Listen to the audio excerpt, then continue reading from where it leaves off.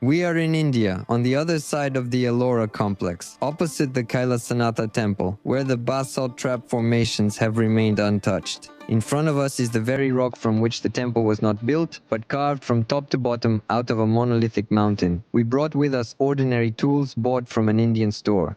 This is modern steel, no machines, just metal, hands and stone.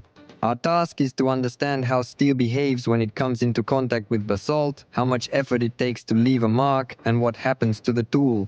The Ellora temple complex is hundreds of thousands of tons of removed rock. And before we talk about ancient technologies, we need to ask a simple question. Just how difficult is it to work with this stone at all?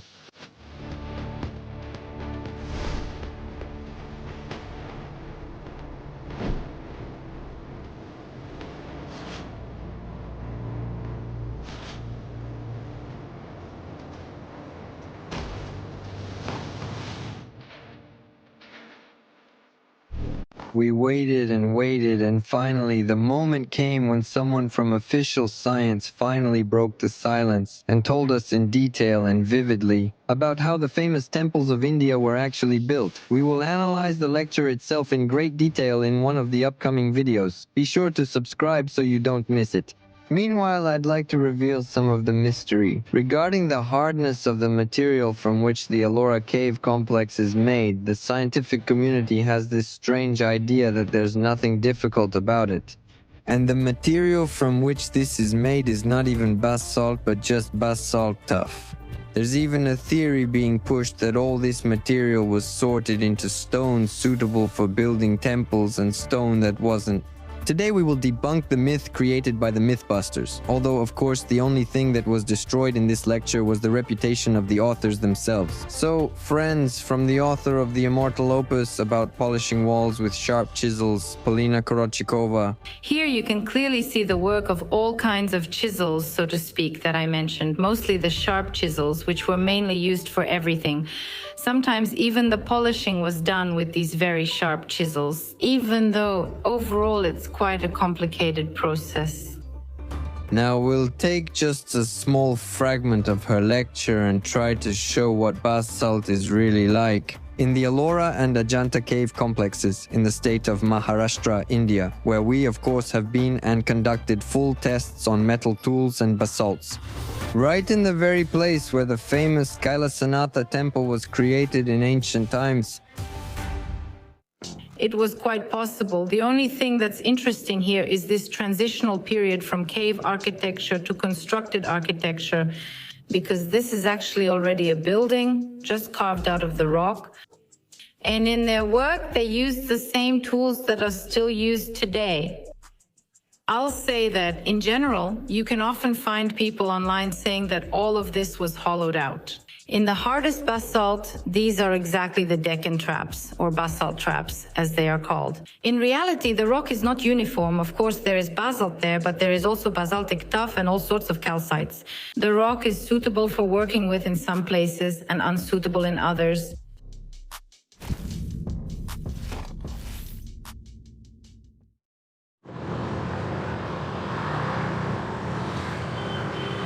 Hello friends, on this beautiful summer-like spring day. We came to the tool store to get the most powerful tools available and test the stone that Ellora is made of. They're about to bring us the big hammer, thank you. We already have one like this, bigger size, bigger.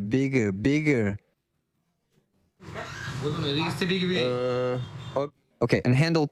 Handle. We need handle.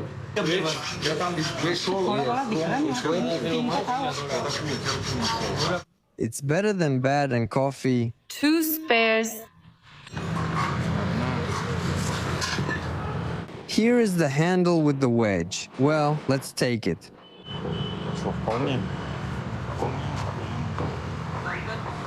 Okay, let's go.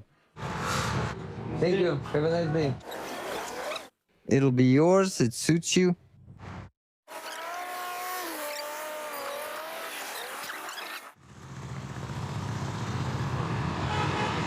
Well, woman, they gave us a stick, so... They can't attach it. They can't. We need a knife. I can put it on. We have a big knife somewhere here. So, alright, friends, in our arsenal, there will be a hammer like this, with this kind of handle. They told us to make a pickaxe ourselves, which I don't have much hope for, and our old hammer. And here are a few samples of steel. Let's say I think this one is softer, as is this one. That's about it. And this is the hardest one here. We've already used it a little bit, but it should handle things better than the rest. And we're heading to the mountain, the same one with all the caves, but from the other side where the agricultural activity is. There's nothing historical, so we won't get in trouble. Let's go. We're approaching the mountain.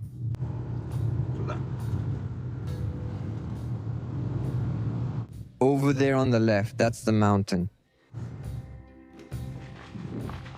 Well, we've actually reached a dead end, and that's the very same hill, just from the other side.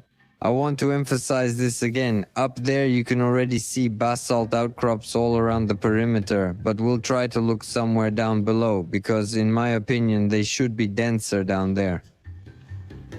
We have to walk through an actual dump of corpses here. For example, that's a dog, and over there is a whole pile of chickens. We suspect it's a poultry farm. So we made it through the thorns. Yeah, we're shocked, but we're moving on. Now it's getting hot. There's the rock, but we're still moving even further. We need to go over there, otherwise we'll end up walking through this wonderful garden of trees with pink flowers.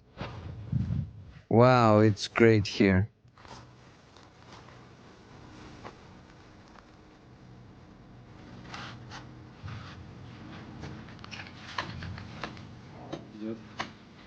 So, according to our theory, the best we can do is find the densest stone.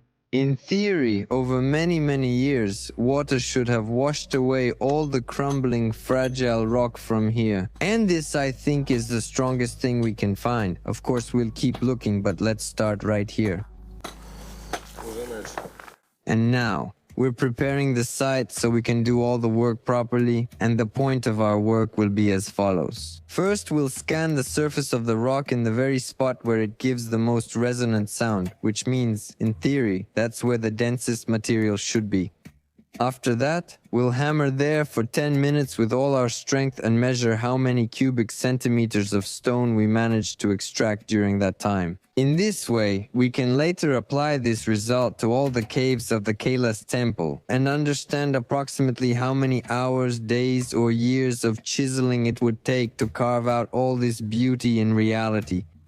The second part of our plan was, of course, to approach this basalt with some ordinary iron tool, with a hammer, and by starting to strike it, leave marks. Exactly these very deep grooves, these marks, as if from Godzilla's claws, which we encounter everywhere in the ancient structures of the Ellora complex. That's nonsense. Nonsense. I'll tell you a bit more about the geology of basaltic traps. As our observations have shown, the basaltic tuff is on top there, in a layer up to 20 to 23 feet thick. After that, quite quickly, in just a few meters of rock, it becomes very densely compacted. And along the lower perimeter of the Kailas, Anatha temple, and many other caves. This is pinkish, absolutely solid basalt, work on which we will also demonstrate in this video. But interestingly, the depth of the marks and their profile do not change depending on how the material that this ancient tool passed through changes, which may suggest to us that hardness did not pose any significant problems at all for the creators of these ancient structures. Now this one is a nice one. Yes, right at the very bottom. Oh. Come on, I like the sound here the most. So here we've designated the spot for chiseling, and over there in the bushes, Artyom will be hiding to protect the equipment because chips will be flying everywhere. We found a place, we won't say where, it's very far, many kilometers from the caves themselves, but it's the same basalt outcrop, the same hill. This is the riverbed, where we assume the densest stones are located. As we know, it's quite high, and there are different types of rocks there. Some are loose, and at the bottom there are dense ones. Nevertheless, the traces of ancient tools are the same on all these stones. We don't have the ancient tools, but we do have modern ones.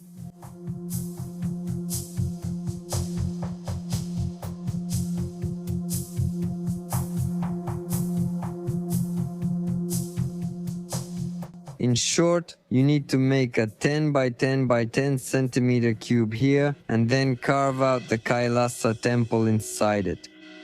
So, friends, Anton Yurievich stars in the film How the Ancients Carved Basalt Part 1. Our goal is a total of 10 minutes using different tools, and we'll measure the volume of the removed material. Let's go.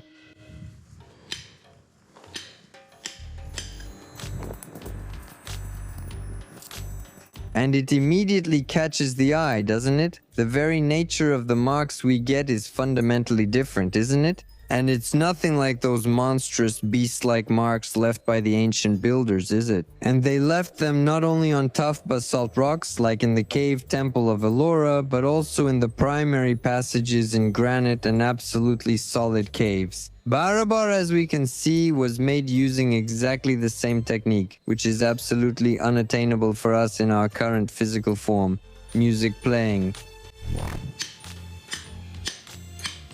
Stop, show the tip like that. And then, by the way, it's completely intact. So, we understand that steel is much stronger than the material used to build the temples here, and there would have been no problems if you had a steel tool. Alright, let's bring out the heavy artillery. So ready, set, go.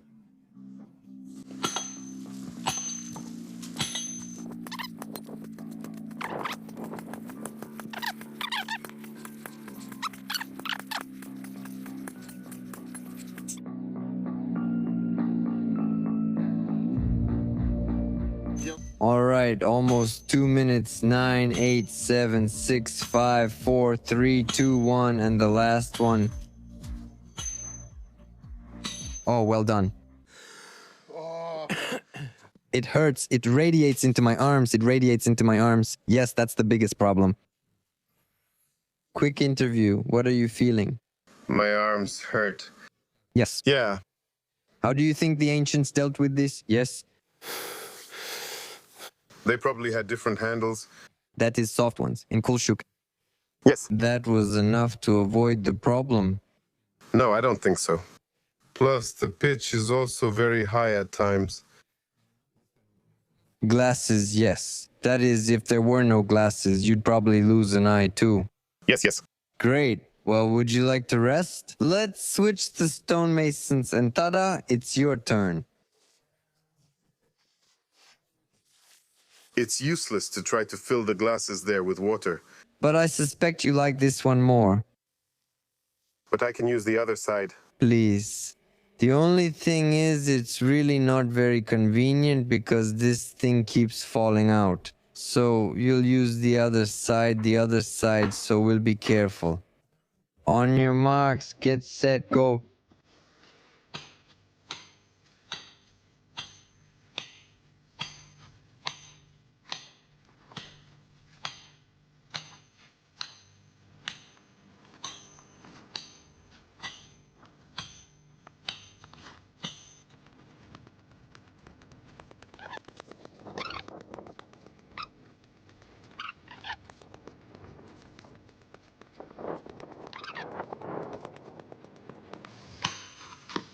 Ten, 9, 8, 7, 6, 5, 4, 3, 2, 1, 0.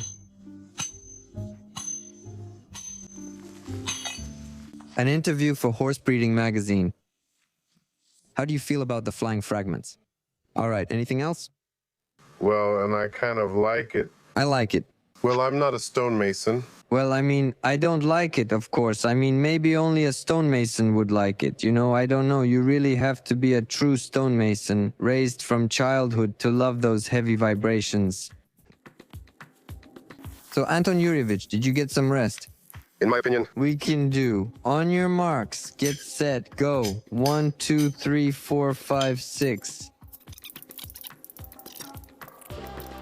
Our experiment shows that what people usually call chisel marks, which are found in great abundance on the walls of all ancient cave and other structures, are actually not chisel marks at all.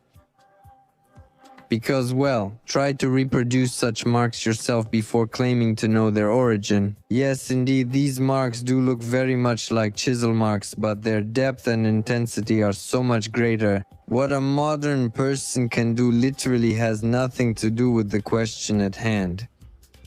Of course, our experiment leads to two conclusions. Either these are not chisel marks or our experiment was completely incorrect. If that's the case, then please, we ask you to conduct this experiment properly before claiming that these are tool marks. You need to prove it somehow, don't you, gentlemen scientists?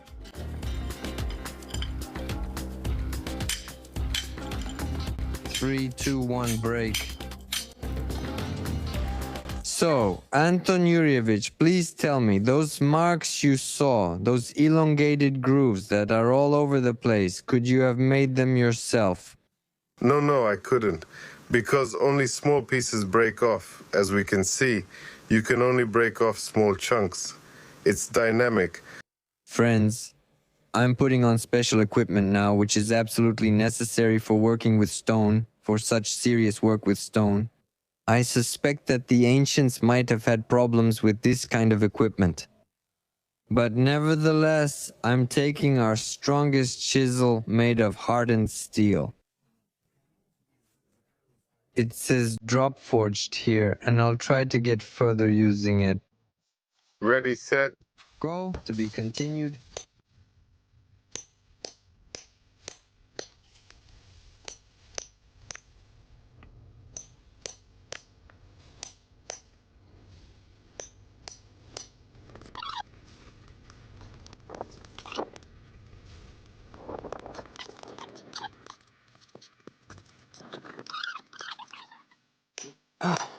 That's it. I really can't hit anymore because one hand is tired from the weight and the other from the punches and the vibrations. Is it going to take much longer? Thank God. That's it. 2 minutes is my limit this arm. I need to work out, go to the gym. It's okay, more or less, but my fingers really hurt from the impact. It hurts. Well, not exactly hurts, but basically I lose feeling.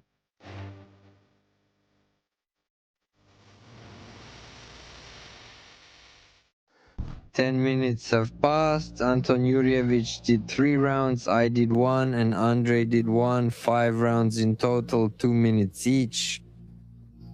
We're pretty worn out, but still, now we're evaluating the result by volume. How many cubic centimeters did we manage to carve out from here?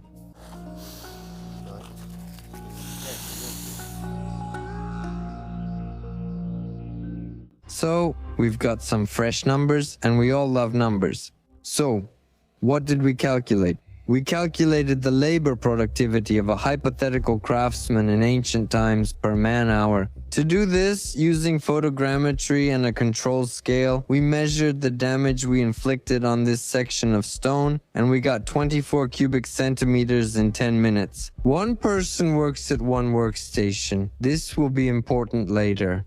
It turns out that in 1 hour, one person or one workstation is able to remove 144 cubic centimeters of the chosen rock in this way.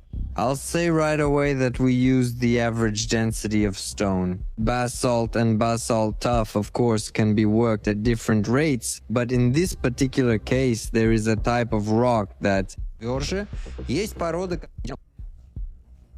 we'll get some number, but it will still be much greater than what the official history claims with all its massive system. So 144 cubic centimeters per hour is produced by one worker at one workstation. Since there are 1 million cubic centimeters in 1 cubic meter, in order to extract a cubic meter of material, it takes no less than 6,944 man-hours. Yes, now let's take the volume of the Kailas temple. From the internet, we find out that 200,000 tons of basalt were removed to create the Kailas temple. Since basalt varies from 2,600 kilograms per cubic meter to 3,000, we'll take the average of 2,800, that's 200,000. We divide by 2.8 and we get that 71,500 cubic meters were removed so that the Kailas Anatha temple would remain there, inside this mountain. We multiply by 6,944 man-hours and we get almost 500 million man-hours as the total volume of the Kailas temple. But we're not just some PhD, we know that the Kailas temple is not just the central temple itself. And there are also two gigantic wings carved out of the same rock. Let's say that these two gigantic wings had a third of the volume, even if we reduce it a lot still. In total, we get at least 100,000 cubic meters of rock extracted from this place. And according to our calculations, it would take at least 700 million man-hours, hours of such labor as we just showed you to extract this volume from this place. The PhD tells us that it took about 25 years to build the Kailas Anatha temple in total. Yes, considering the finishing work. Well, we won't count all of that. We'll just roughly estimate how much time it would take to remove the material from there like we did. We know. 25 years. We know the volume, 700 million man-hours.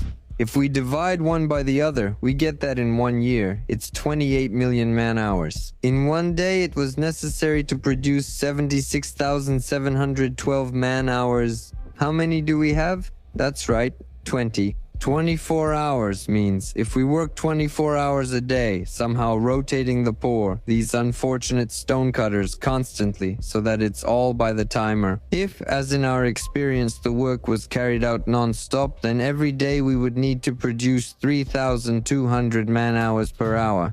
Accordingly, 3,200 workstations had to be organized there for full employment without any restrictions at all. You understand that this is an absolutely absurd number, which comes from the data of the official history and our experiments at the scene.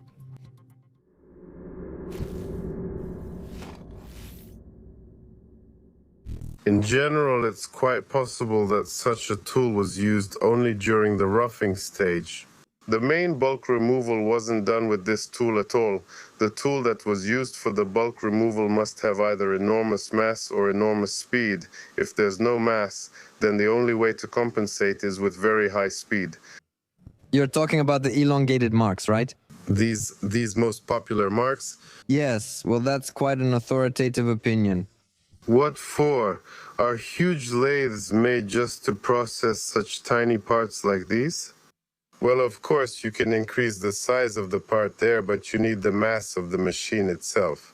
And if you have the mass, you can also increase the speed, and then it will be easier for you.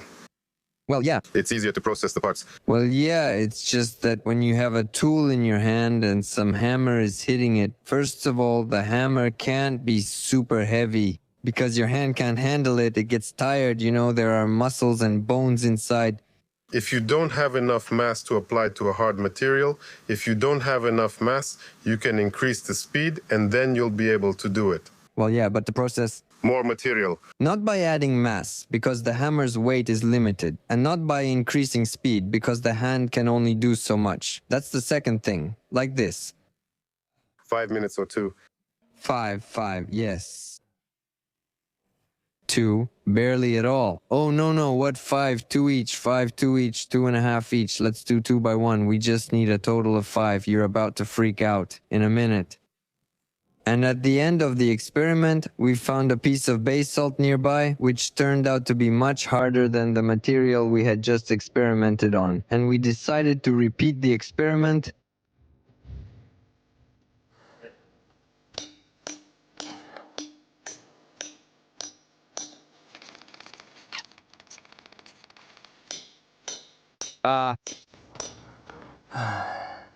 The tool started to give way. There was very little progress. Let's change it. Well, let's use yours. Take off the tip. And we already had this one and started this new one. Let's try.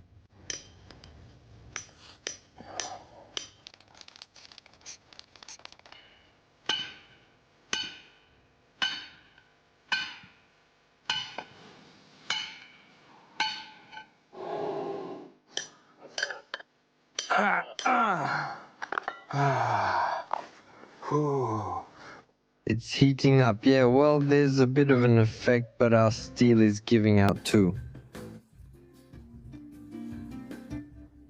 It heats up and comes off the tool a bit, but that was a minute or a minute and a half. Yeah, 2 minutes respectively. How many minutes will it last for 1,000? Let's change it. For what? The question is about me. Replace me? It ate away at least a couple of millimeters. But it's not hardened. Here's a hardened one. Try it. It's actually easier for them with this one because it's heavy. It stands more steadily than the long one. On your marks, get set, go.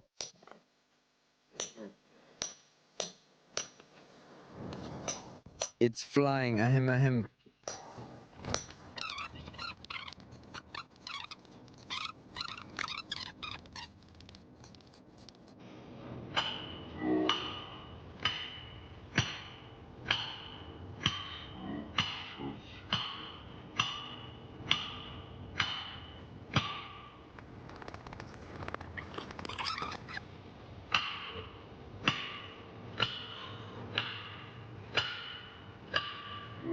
Five, four, three, two, one, stop.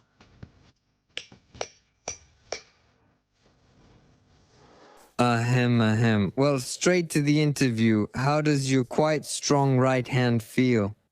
Well, now it feels better. It's feeling better. I already have some experience. Uh-huh. How much more can you handle?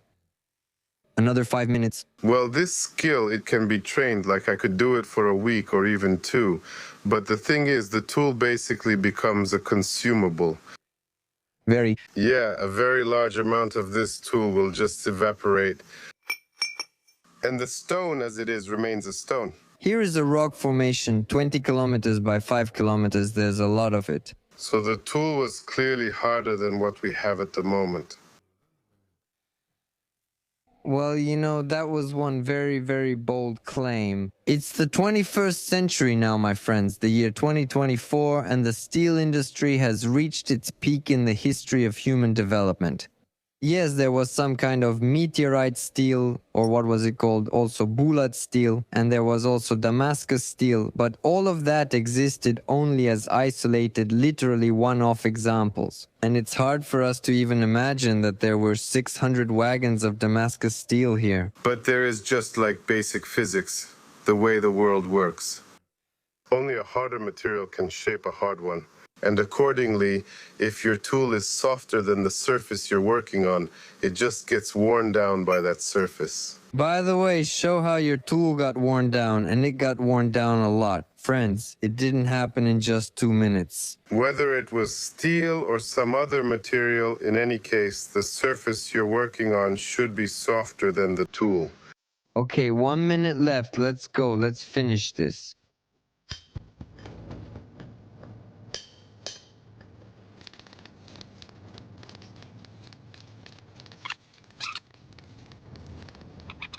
Five, four, three, two, one, done. We only need 5 minutes just to keep the experiment clean and give us something to extrapolate from. But now, as a bonus, we'll hit it with our strongest steel tool with as much force as we possibly can. This is the hardest thing we found in Indian stores. And now we'll place it in this little pit we've made, support it with stones on both sides, and try to swing as hard as possible. Actually, I explain better what's happening because it turns out that not even all our scientists understand this issue. On hard types of stone, the only effect you can achieve with a chisel and human effort is a very fine dust that comes off the rock, allowing the tool to go deeper by fractions of a millimeter. And that's why when we see in the cave temples of Ellora or in the granite caves of Barabar, deep marks that penetrate several centimeters with a single strike that is tens of millimeters into the rock, leaving the shape of the tool tip inside these marks, penetrating 30 to 40 millimeters into the rock with one blow. This allows us to assume, since we cannot reproduce such an effect experimentally, we are dealing with a process that is similar in physics but fundamentally different in its very essence. In honor of the ancient builders, we get as much as we can out of the impact. So the camera pans, everyone runs away. Well, not bad, by the way.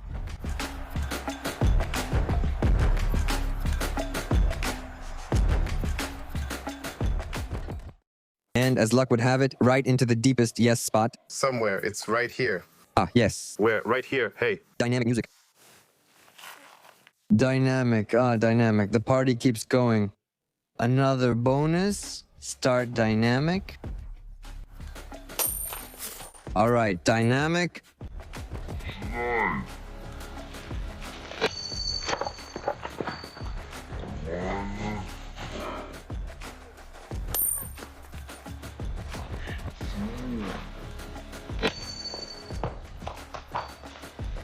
Hey, nah.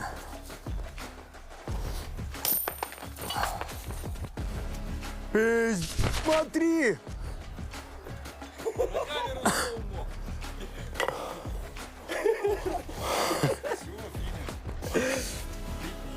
And you talk about ancient technologies.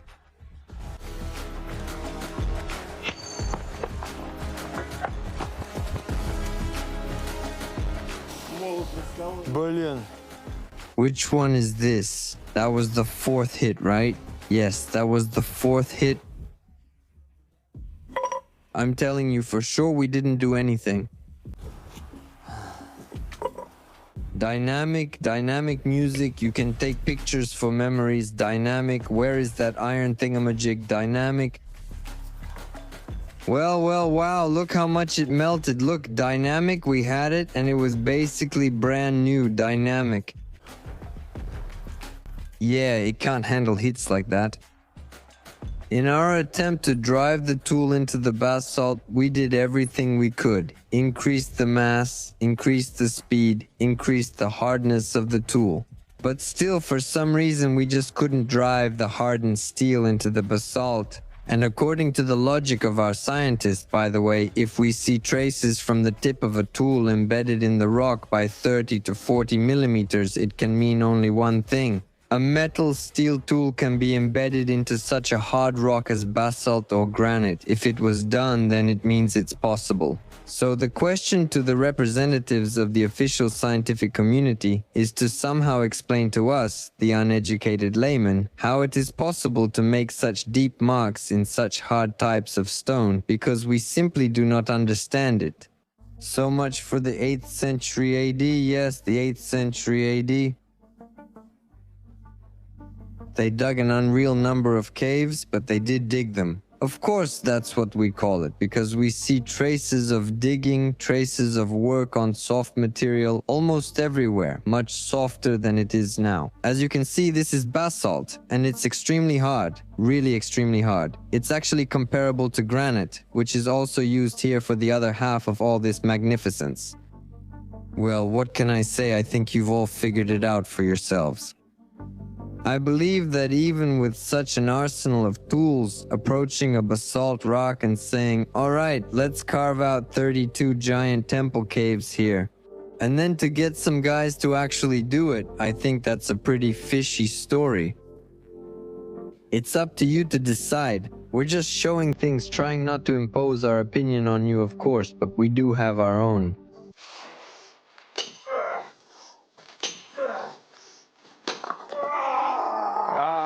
You lost and we won. No, come on, keep digging. We need a pickaxe, a pickaxe.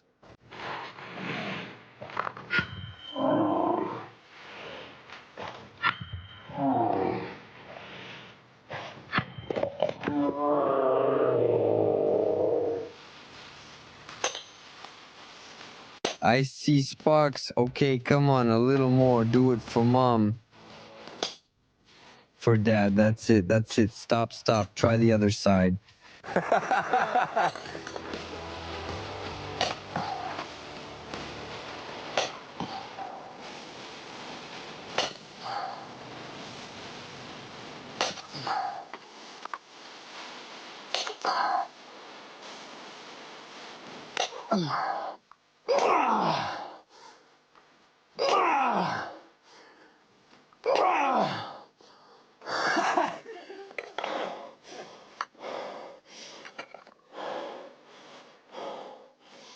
Wasted.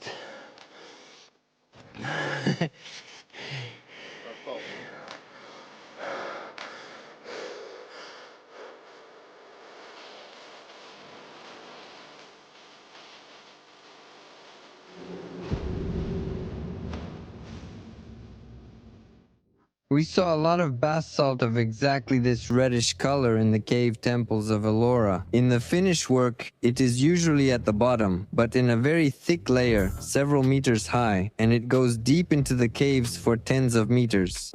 Actually, our first attempt to work with it using modern tools ended with a complete surrender of all modern tools. In my videos on the Proto-Civilization channel, I have urged you 1,000,000 times to try hitting stone with iron tools yourself, before making any far-reaching conclusions about how it was worked in ancient times. I'm sure that most of you will never do anything like this, and definitely haven't done it before. That's exactly why we did it for you today.